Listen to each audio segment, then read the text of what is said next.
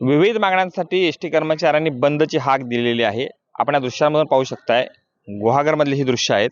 मोठ्या प्रमाणात बंदला हा प्रतिसाद या ठिकाणी मिळतोय. मात्र इथं प्रवाशांची मोठी गैरसोय होते. शालेय विद्यार्थी, अन्य प्रवासी या ठिकाणी आपल्याला या दृश्यामधून आपण पाहू शकतोय की अशा पद्धतीनं एस टी बसची वाट पाहत आहेत. मोठ्या प्रमाणामध्ये बंदला प्रतिसाद आहे हा रत्नागिरी जिल्ह्यातून मिळत आहे. गुहागर तालुक्यामधली ही दृश्य आहेत. आज सकाळपासून या ठिकाणी बंद जो आहे हा मोठ्या प्रमाणामध्ये पाहायला मिळतोय. त्यामुळे प्रवाशांचे हाल होत आहेत. माझ्यासोबत एस टी कर्मचारी जे आहेत, जे बंदमध्ये सहभागी झालेले आहेत, ज्यांनी आंदोलन छेडलंय, त्याची बातचीत करतोय. कशा स्वरूपामध्ये हे सगळं आंदोलन आहे तुमचं? काय उद्देश आहे याच्या पाठीमागं? सर, 2016 पासून वेतनाच्या प्रश्नावर एस टी कर्मचारी काम करतोय. त्यांच्या संघटना काम करतायत. गेल्या मागचा तुम्ही 2020-19चा संप बघितलात तर जवळजवळ 6 महिने संप चालला. परंतु या ढिंब सरकारने, आत्ता जे महाविकास आघाडीमध्ये आहे त्या सरकारने आम्हाला त्याप्रमाणे आमच्याकडे लक्ष दिलं नाही आणि म्हणून कालांतराने अनेक संघटना एकत्र आल्याने पुन्हा एकदा त्याच राज्य शासनाप्रमाणे आम्हाला पगार मिळाला पाहिजे या भावनेतून एकत्र आल्या. कारण 2016 पासून आमचा वेतनवाढीचा फरक आहे, महागाई भत्त्याचा फरक आहे.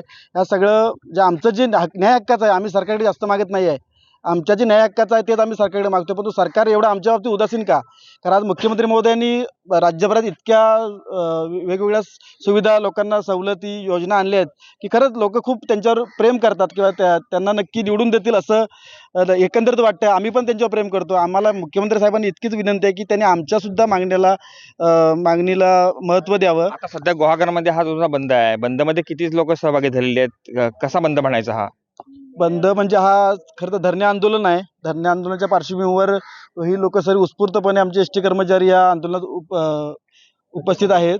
खरं तर आज सकाळपासून जवळ 7-8 गाड्या सुटल्या असतील. बाकी सर्वच आम्ही थांबलेलो तिथे. म्हणजे आउट डेपोच्या ज्या रात्री वस्तीला असतात त्या गाड्या सुटल्या आहेत. बाकी आमच्या सर्व बरेचसे कर्मचारी बाहेरच आहेत. कशा पद्धतीने तुमच्या वरिष्ठांचे आदेश मिळाले? किती स्वरूपामध्ये हे आंदोलन राहील पुढे? किती दिवस प्रवाशांना ताटकळत राहावं लागणार आहे? जोपर्यंत सरकार आमच्या मागण्याकडे लक्ष देत नाही, ज्याप्रमाणे मुख्यमंत्री साहेबांनी आम्हाला शब्द दिला होता की 20 तारखेच्या नंतर तुमचा प्रश्न सोडवतो, परंतु आजपर्यंत मुख्यमंत्र्यांनी एखादी मीटिंगसुद्धा लावलेली नाही. त्यामुळे एस टी कर्मचारी प्रचंड नाराज झालेला आहे आणि हा नाराज कर्मचारी स्वतःहून या आंदोलनात सहभागी झालेला आहे. पण आता कालपासून ज्या रात्रीपासून ज्या गाड्या सुटलेल्या आहेत, गावागावामध्ये गेलेल्या आहेत, त्यांचा ह्याचा सहभाग कसा आहे? त्या प्रवाशांना घेऊन गाड्या इथेपर्यंत येणार आहेत? कसा बंद राहणार आहे?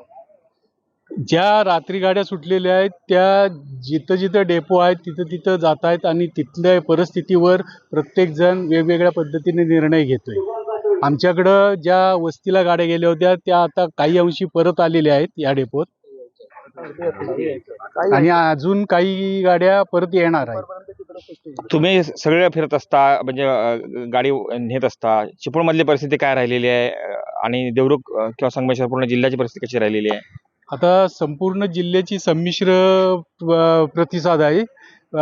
काही डेपोला आता देवरुख डेपो घेतला तर 100% बंद आहे. दापोली डेपो 100% बंद आहे. खेड डेपो 100% बंद आहे. चिपळूणमध्ये जरा संमिश्र प्रतिसाद आहे. गुहागर डेपो जवळजवळ आता 100%च्या लेवलला आलेला आहे. जिल्ह्यामध्ये जरी बंदला संमिश्र प्रतिसाद असला तरी देखील काही डेपो हे पूर्णतः ठप्प झालेले आहेत. यामुळे प्रवाशांना मोठी गैरसोयीला सामोरं जावं लागतंय. कृष्णकांत साळगावकर, TVN मराठी, चिपळूण, रत्नागिरी.